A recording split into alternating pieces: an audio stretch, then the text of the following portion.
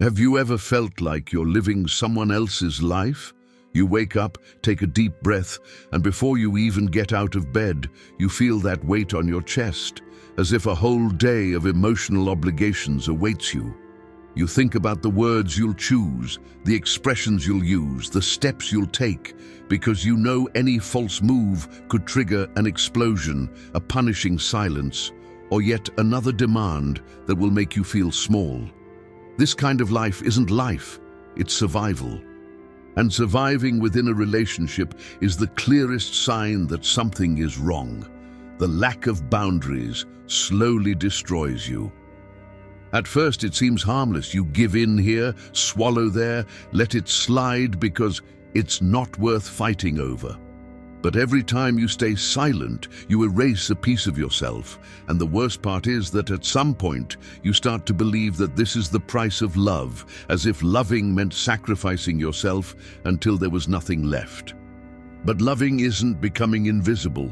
Loving isn't swallowing what hurts. Love isn't about accepting anything to avoid losing someone. How many times have you laid down at night, feeling like you betrayed yourself just to keep the peace? How many times have you blamed yourself for something that wasn't your fault, just so the other person would stop treating you coldly?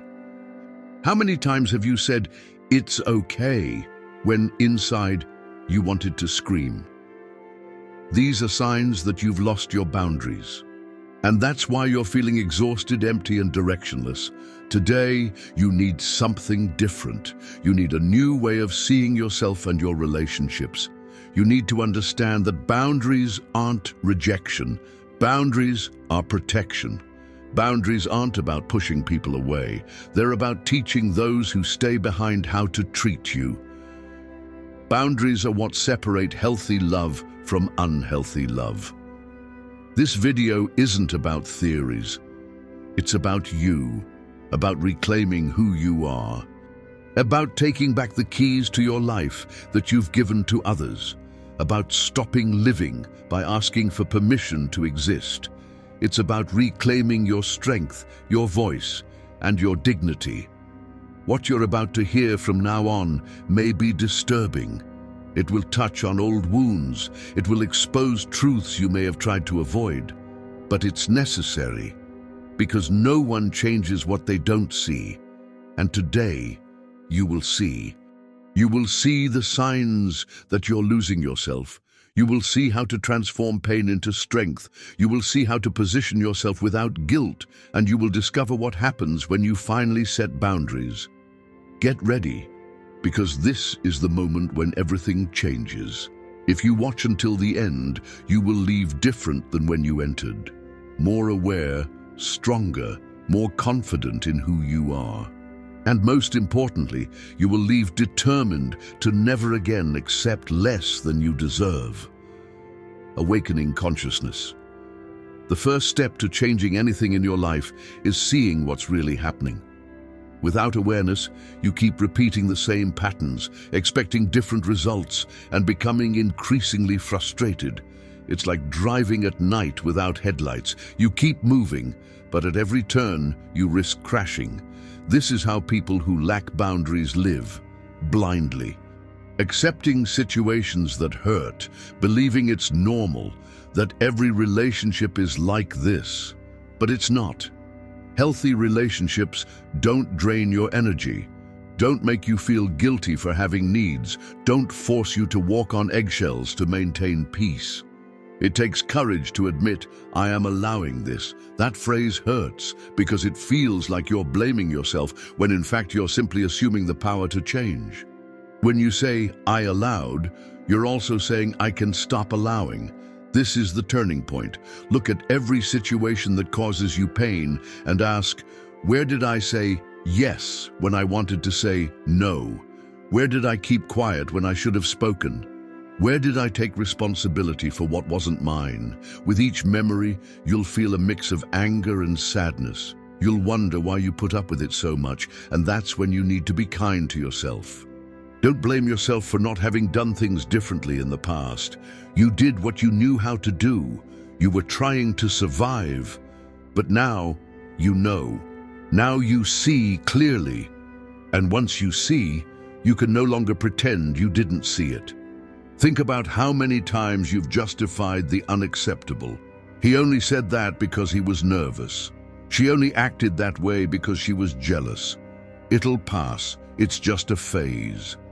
How many times have you transformed disrespect into something acceptable to avoid facing the pain of setting a boundary? This is the root of the problem. You convinced yourself that the pain of disrespect was easier to bear than the pain of disappointing someone. But the truth is, the price of letting yourself down is much higher. Every concession you make against yourself steals a piece of your essence until you become a shadow of the person you once were. Awakening your consciousness is like waking from a deep sleep. At first, the light bothers you. You'd rather close your eyes again and dream again. But if you do, you'll continue living the same nightmare. So choose to keep your eyes open. See where you are. See who's by your side. Ask yourself if these people add to you or only take away from you. Ask yourself if this relationship is a place of growth or a battlefield. This stage is painful but liberating, because when you see the pattern, you begin to break it. The pain stops being confusion and becomes clarity. You understand why you're suffering, and understanding is the first step to change. From now on, every time someone tries to push your limits, you'll notice. You'll feel it in your body, the lump in your throat, the tightness in your chest, the discomfort. And instead of swallowing it, you'll remember what you're learning here and choose to act differently. This is the time to make a pact with yourself. I will no longer betray myself to please anyone. I will no longer allow my voice to be silenced. I will no longer accept less than I deserve just to avoid being alone. Because there is something much worse than being alone, being accompanied and feeling invisible. The power of taking a stand. Becoming aware is the first step, but awareness alone doesn't change anything. You can perfectly understand where you're going wrong and still continue repeating the same behaviors if you don't act. And this is where many people give up, because taking action is uncomfortable. Saying no for the first time after years of saying yes feels like an act of rebellion. Your body reacts, your heart races, your voice cracks, your hands sweat. It's the fear of losing the other person, the fear of rejection, the fear of disappointment. But that's precisely why this step is so important, because every time you give in to fear, you confirm to yourself that the other person's love is worth more than your own respect. Taking a stand means standing up emotionally. It's showing that you have a place, a voice, and a value. And to do that, you need to be clear. There's no point in sending ambiguous messages, hinting at what you want, or expecting the other person to guess. Limits that aren't communicated don't exist. Saying no isn't an insult. It's a declaration of self-preservation. When you say no, you're saying, I matter. My needs are valid. I won't lose myself to maintain this relationship. And here's the most challenging part. You'll face resistance. People who benefited from your lack of boundaries will feel threatened. They'll call you selfish, cold, insensitive. They'll try to force you back into the role you once played because it was more convenient for them. And in that moment, you'll wonder if you're overreacting, if you're being too harsh. But this doubt is part of the process. Each time you stand your ground, you'll be training not only the other person, but also yourself to trust your worth. Use simple, direct words. You don't need to overly justify yourself. You don't need to explain all the reasons for your decision. A simple, I can't, I don't want to, I don't feel good about this is enough. And then silence. Silence is uncomfortable at first, but it's what gives your words strength. When you start to over-explain yourself, you open the door to negotiation, to the other person trying to convince you to back down. Remember, a boundary isn't an apology, it's a milestone. In the beginning, the discomfort will be intense. You'll feel like giving in, backing down, returning to your comfort zone. But each time you stand your ground, something inside you grows stronger. You begin to realize that you are capable of protecting yourself, and this realization is transformative. The feeling of fear gives way to a sense of power. Not the power to control others, but the power to control yourself. Over time, you'll notice the dynamics of relationships shift. Healthy people will respect your boundaries and adjust. Toxic people will walk away, and this, as painful as it may seem at first, is a blessing. Because each person who walks away opens the door for someone who will truly treat you with respect. This is the point at which you stop being a hostage to circumstances and begin to be the protagonist of your life. When you take a stand, you send the world a clear message. I know who I am, I know what I accept, and I know what I don't. And that message is too powerful to ignore. Rebuilding self-esteem. Setting boundaries isn't just about changing someone else's behavior, it's about changing your relationship with yourself. Every time you say no, and maintain that no, you send your brain a powerful message. I deserve to be respected. And this message reprograms your mind. It's like rebuilding a house that's been torn down by life's storms. Brick by brick, you build stronger, more secure, more resilient walls. For a long time, you believed you needed to be accepted at any cost, that you needed to please others to avoid being abandoned, that you needed to mold yourself to fit into the space others offered you. But when you start respecting yourself, you realize you no longer need to shrink. You begin to occupy the space that was always yours, and that changes everything. Your posture changes, the way you speak changes, even the way you look in the mirror changes. Self-esteem isn't about feeling good all the time. It's about knowing who you are, even on the days when the world tries to convince you otherwise. It's about trusting yourself, even when you're afraid. And that trust is built in practice, with every decision you make in which you choose to respect yourself rather than betray yourself. But rebuilding self-esteem requires crossing the desert. There will be loneliness. There will be days when you miss the person who left because they didn't accept your new limits. You'll want to go back just to avoid feeling that emptiness. But the emptiness is necessary because it is the space where the new will be born. It is in this silence that you learn to hear your own voice without interference. It is in this interval that you learn that being alone is not the end of the world. It is, in fact, the opportunity to rediscover yourself. Think of your life as a garden. For years, you allowed invasive plants to take over, sucking the nutrients from the soil. Now, you are pulling those plants out.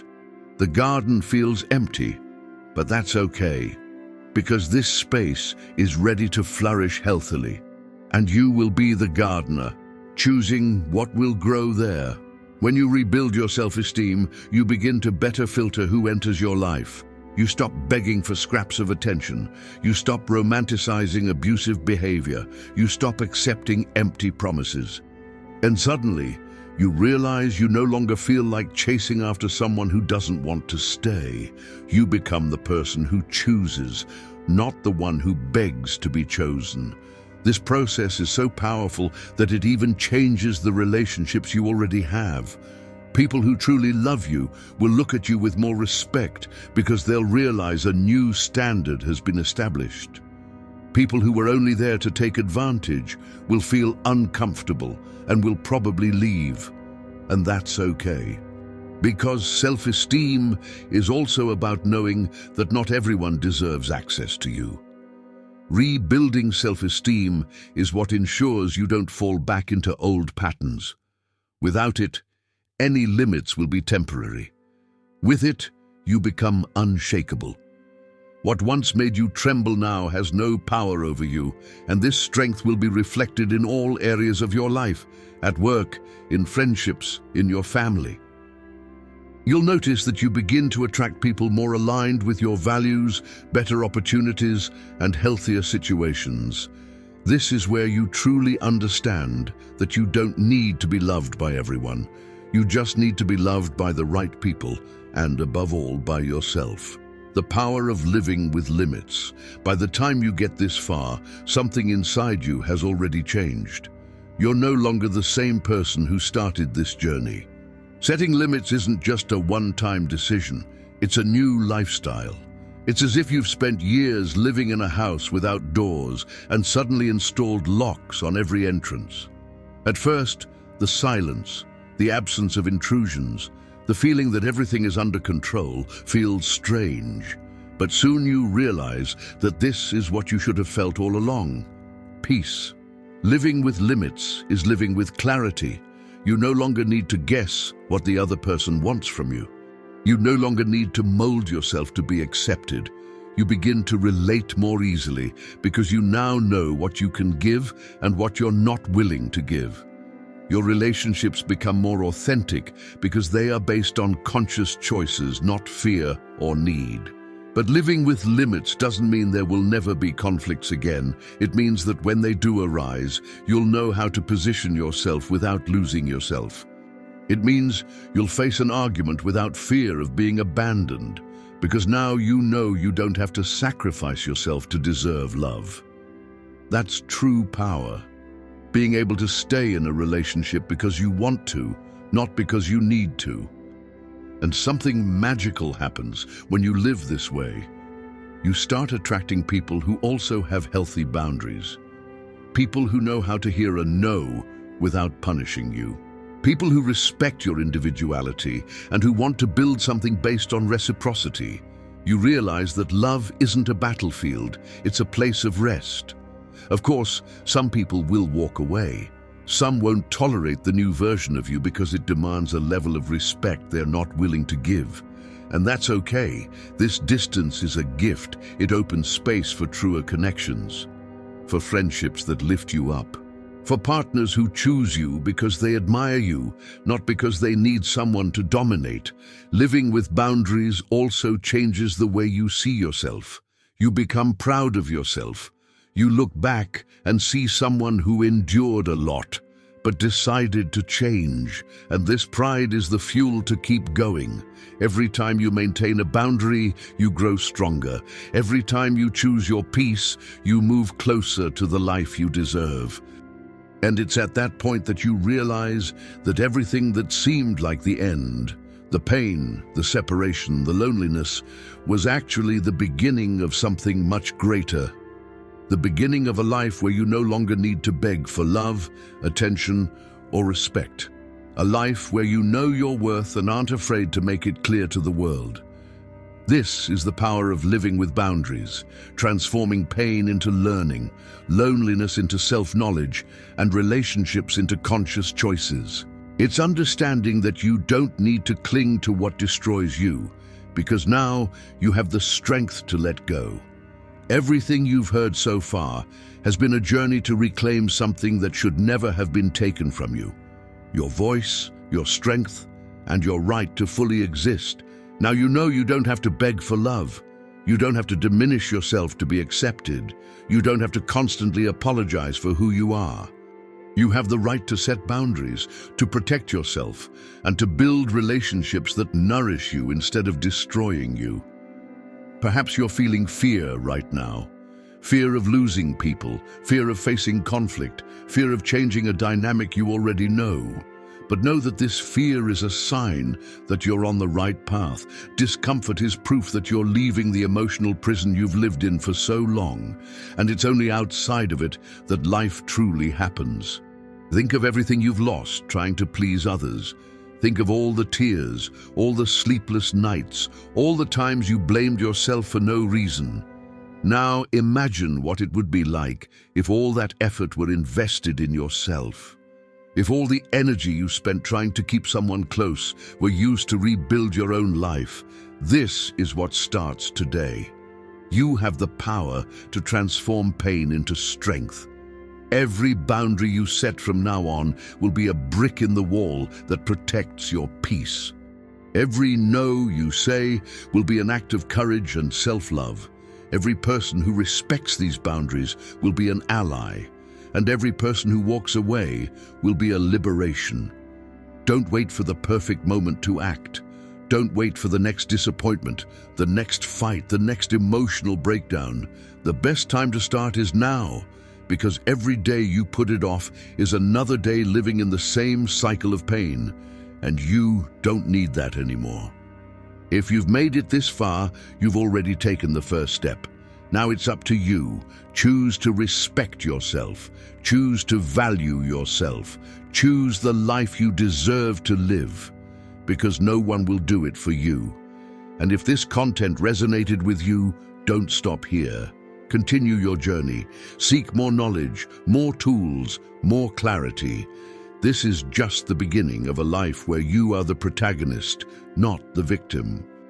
A life where you don't just survive, but live with fulfillment, freedom, and true love, first for yourself, then for others.